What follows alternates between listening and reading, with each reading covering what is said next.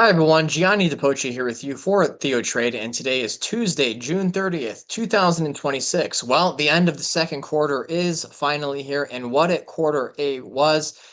Indeed, we saw stocks embark on one of its strongest rallies in recent years, and we're finishing the quarter on a strong note here. Back-to-back days of solid upside. Coming into this week, one of the things I've been remarking upon is how the put call ratio experienced a tremendous spike. In fact, we had more puts than we've had going back actually to the Liberation Day lows of April 2025. And you look forward at the S&P returns, when you get those types of spikes in the put call ratio, they're usually pretty strong up to a month afterwards. And so here we are on the verge of the third quarter here. Technology's had a pretty good start to the week. Semiconductors have come back to life. This was even a surprise for me. The NASDAQ is outperforming. And when I say it was a surprise, I was positioned already for this. Was able to capture gains on the rest of my position in Astera Labs yesterday when prices hit 450.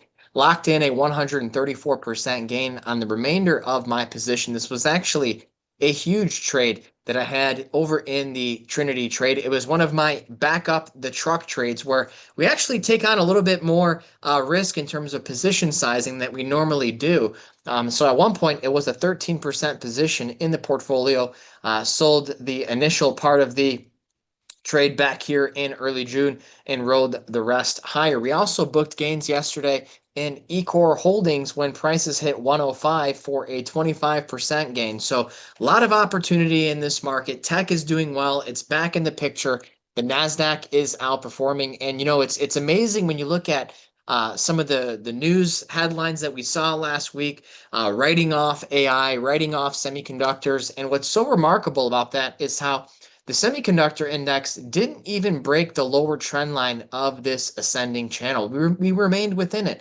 And even if we were to break this lower trend line here, it wouldn't mark the end of the uptrend by any means. It would just mean that the rate of ascent is no longer in effect. But now that we've bounced off this lower trend line, it actually suggests that the rate of ascent still is in effect. I actually covered this in some detail yesterday in the Trinity Trades quarterly forecast session, where we kind of laid out which sectors in the market are most likely to outperform going into the third quarter. A couple markets that are due for tremendous bottoms in the third quarter that we're watching. Here's a little bit of a clue. They're absolutely hated markets that no one wants anything to do with right now. But of course, the biggest opportunity in the near term that I see remains in biotech. And we've been taking some trades on this lately, booked some gains in Chimera last week, Chimera Therapeutics, that was over in the Trinity trade.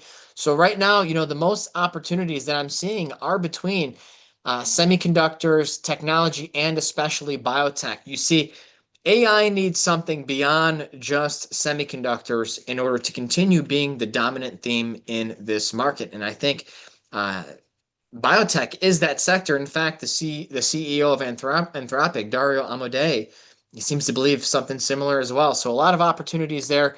Over in the trade desk, our main chat room in here at TheoTrade, we did just book some gains in Extreme Networks, a 40% gain on this. This is a tech name. So again, while the media was freaking out last week telling you AI is over and get ready for a major correction in tech, we stayed focused on the plan. We just let the stocks that were working continue to work. We didn't get shaken out of our positions due to hysterical headlines.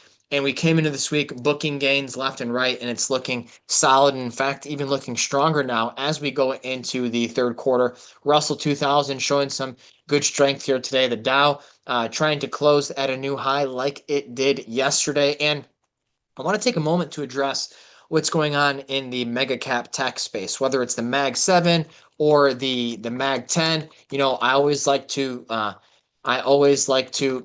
include SpaceX in this discussion now as well. And eventually we're going to have ChatGPT. We're going to have Anthropic in this discussion as well. But when you consider, how these mega cap stocks performed for the back half of the second quarter, you can see here how the Mag 7 ETF peaked in mid-May. You can see how the Mag 10 index peaked at the beginning of June, okay? These stocks did not have a good month. And the fact that the indices didn't even make a new low, all we did is pull back from the record highs and form a higher low.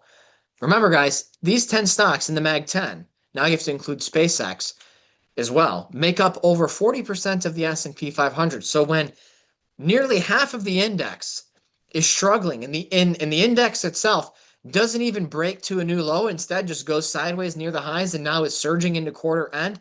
That tells you how strong this market is. Now, I want to be clear. I think that the easy money phase of this rally is in the rearview mirror. I think that there is still a lot of energy pent up for stocks to hit new all-time highs in the month of July. As that begins tomorrow, we are going to be closed on Friday in observance of Independence Day. But do not let the fearmongers, the hysterics scare you out of this market, because the trend is up. We didn't even make a lower low. We made a higher low, which only reinforces it further to the upside. And, coming into this week, look at how strong Tesla's been. Two back-to-back very strong days on this very important stock. Google just bouncing off of former resistance turn support. That's exactly what you want to see on this mega cap name. You still have some issues in stocks like Microsoft and Meta. For now, you might just want to avoid those. I do think Meta looks a little bit better than Microsoft, which, by the way, I think Microsoft has some serious problems. Palantir trying to carve out a low. Still some issues to overcome on those, but if they do come out of their slumber, if they reawaken from it, this market's going to go absolutely crazy. And if you want this blow off top in the indices to occur, you're going to need the Mag 7, the Mag 10 outperforming, participating in. These are the market moving stocks, and it will remain that way until we have a true bear market where they no longer are considered special. Other sectors of the market that have my attention include quantum computing. A lot of opportunities in that space right now. I don't know if it's necessarily better than biotech, kind of a toss up for me. And for one other sector that I'm watching that I think could have a nice rebound, rather disappointing year to date, is uranium. I do think this is an AI adjacent trade that is looking fairly solid. So we'll continue to look for opportunities in that space as they present themselves.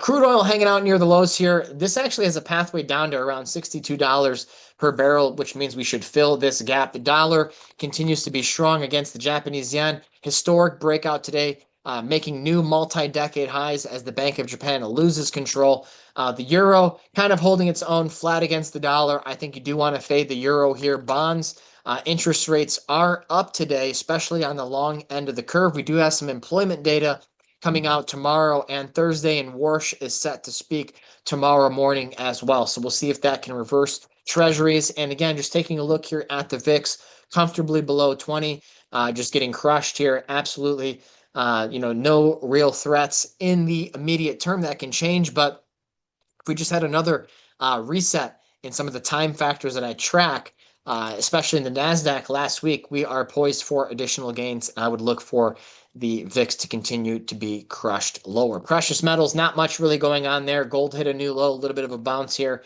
We're getting into an interesting area on metals. I'm not quite ready on them, but crypto continues to have problems. New lows here in Bitcoin, Ethereum hovering near its lows as well. So pretty much dead money right now, and will be until proven otherwise. So that's what I'm looking at in this market right now, guys. We do have an amazing Independence Day special right now going on where you can turn $1,000 into $2,000 in TheoTrade credits. You can even turn $10,000 into $30,000. This is the Great American Freedom Event in celebration of America's 250th anniversary. So you can give our Freedom Concierge team a call to claim your credits here at TheoTrade. Our phone number is 623-244-5657. Ask us how to maximize your credits today. That's it for today, everyone. Thank you so much for tuning in. Hope to see you in the trade desk. Take care.